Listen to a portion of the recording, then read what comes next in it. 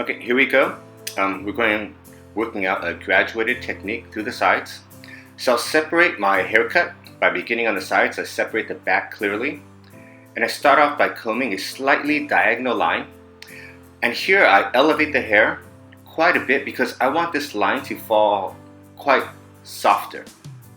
So again, our elevation has a great impact on the overall aesthetic when the hair falls naturally.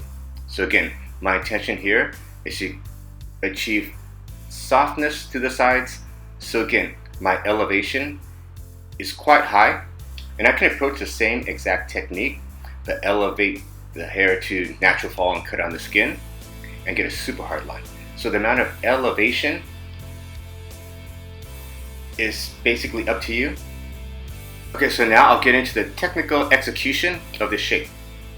Now, as I approach the right portion of this haircut through the sides, my body position is behind her shoulder.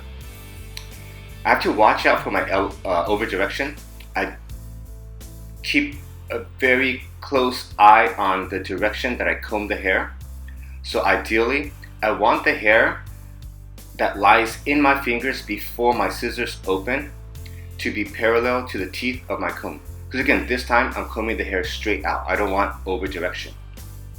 Another key element is that as I comb out the section, I align my comb with the same angle as my section.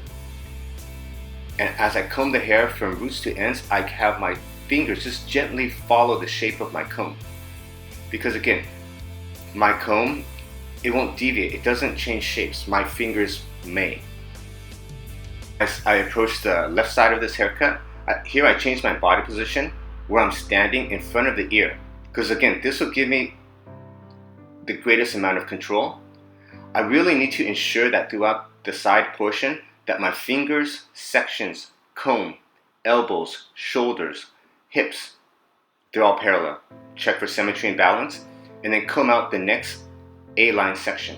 Now as I work the side areas, I'm working in 4 sections just for simplicity so you can get your head around this technique. But in the salon, per area, I would probably break it down to about 5 to 6 sections. So the more sections that you use per area, the more details that are calculated. So again, it enhances your overall aesthetic. Okay, now as I approach the left side again, I really have to make sure that my eyes are always right in front of what I'm cutting. Because only at that eye position am I able to see tons and tons of details. And when I'm able to see tons of details, I'm able to make minute calculations and sometimes small adaptations. Because you have to understand that every section is different. Like with this section through the front hairline, her hair is a bit finer. So as I comb out that area, I use significantly less tension. Now if her hair was way too low and my eyes were like 2 or 3 feet above what I'm cutting, I could only see what I'm creating from one's perspective, and that is not an organic perspective. Okay, so working in the same manner, calm, cool, collected, because I know the process. So now as I move to the back area, I'll start off on the left side, and here I'm cutting round graduation, so I'm working with curved sections. I comb the hair out. Notice the angle of my comb. That'll determine the actual angle of the graduation that I'm cutting, and I have to incorporate the length from the side. Now here the degree is up to you. I could go in and cut like a 15-degree acute angle, which would be quite intense, an 80-degree angle, which would fall a lot softer. So that depends a lot with the texture, density, and length that you're working with. And as you cut the left portion, make sure your elbows are high, fingers are low, fingers aiming towards the opposite shoulder. And as you work round graduation, you have to be very consistent to the over direction and elevation that you're using. And I'm really trying to keep in mind, like I'll try and calculate it, like what exact angle am I elevating like the third section to. So that way, when I begin to cut the opposite side, my shape is more intact, it's more accurate. So again, working this big section, I'll break it into probably 3 smaller sections. comb the hair to natural fall. Now the next section, I'll increase my elevation slightly. Get my body position ready, and this is the last time I'm stroking the hair, so watch the comb. The angle doesn't deviate, and my fingers just follow the comb. And next section is approached in the exact same manner.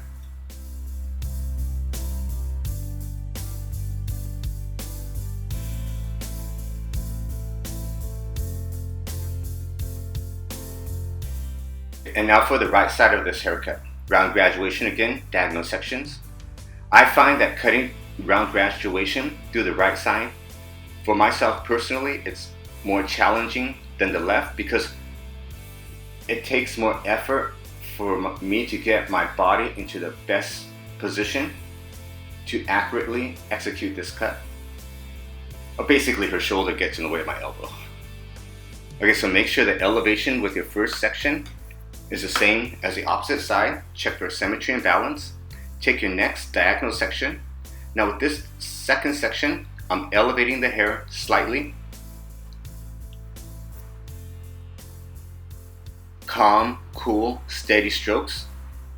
My eyes are exactly in front of what I'm cutting, so that way I can see the angle of my comb, fingers, elbows, sections. And make sure as you're working, you can always see a super clear guideline. If your guideline's off, your over direction or elevation may be off, or you may need to go back and take a smaller section and more guideline. And as I work this side, I'll break into 3 parts. So I increase my elevation slightly, and I'll take this area down. And as I come out the next area, I pivot my body slightly towards the left, which will give me greater control. And again, I pivot slightly more to the left, just a bit. I comb the hair to natural fall. Just get an appreciation for the graduation that you're creating. Again, increase your elevation slightly. Finger follows the angle of the comb. So a lot of times, slow is faster than fast, because I don't have to comb that same section tons of time. And the reason why I comb the hair out slow is I give my eyes ample time to make assessments as to my elevation, graduation, finger angle. And for the top portion of this haircut, I'll begin at the crown, comb out a slightly diagonal section. I'll comb the hair up and over direct the hair slightly to the left. And just working off my guideline, I just continue that acute angle. And to the left side of this haircut, as with each progressive section, I'll begin to over direct the hair slightly more to the left side, as this will give me the best symmetry and balance with my geometry through the front. So again, working off your guide, increasing your angles, and over directing slightly more. And here I want the top portion to fall quite soft, so that's why my elevation is so intense. Make sure you're always combing the hair from roots to ends. So here I'm looking in the mirror in front of me and I'm visually assessing the hair that I'm combing from the front and also from the back. So with this portion through the hairline, she has this jumpy cowlick, so I'll just use slightly less tension in through there. Comb the hair to natural fall. Make your visual assessments. Okay, and through the opposite side, it's the exact same technique, but through the left side, my over direction going left is much less, and my body position changed. So as I cut the left side, I'm standing in front of the ear. I could cut standing behind the occipital bone, but I personally find for myself that standing in front of the ear, everything, it feels more organic and I have greater control of my stroke. So again, there are thousands of ways to reach a similar end result. Just make sure the technique and the body position that you select best suits your end purpose.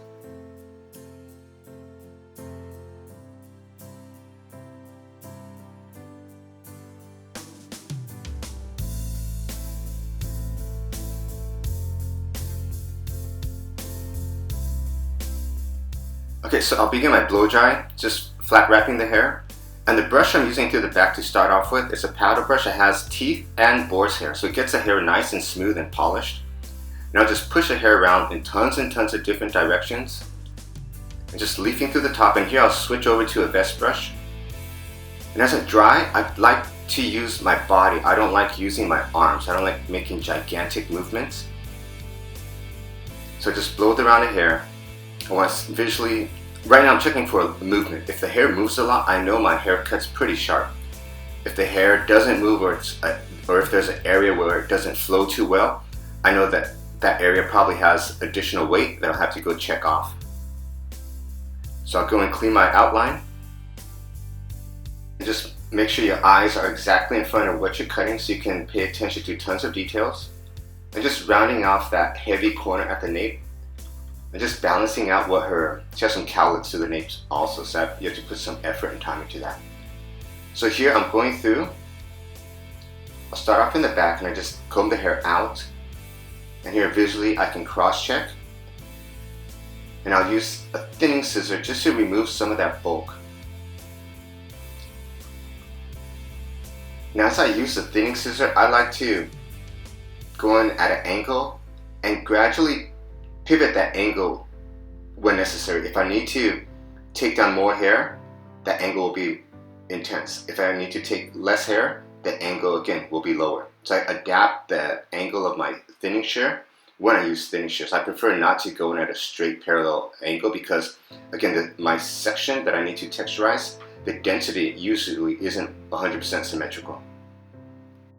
Working to the top area, just as I was drying the hair, I felt like the left side and to the top was a bit heavy, so I'll put a little bit more attention there.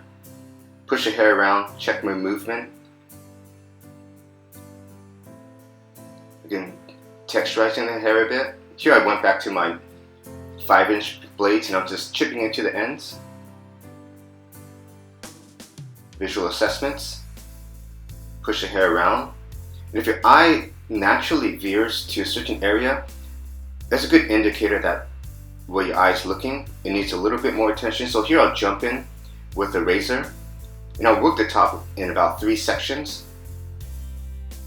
Now just go in and texturize into the ends and mid shafts just slightly. My shape is already established.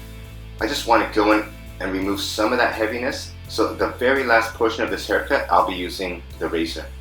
And as I use the razor, I elevate and I have that section move at the same time so it falls softer. Okay, there you have it. Enjoy.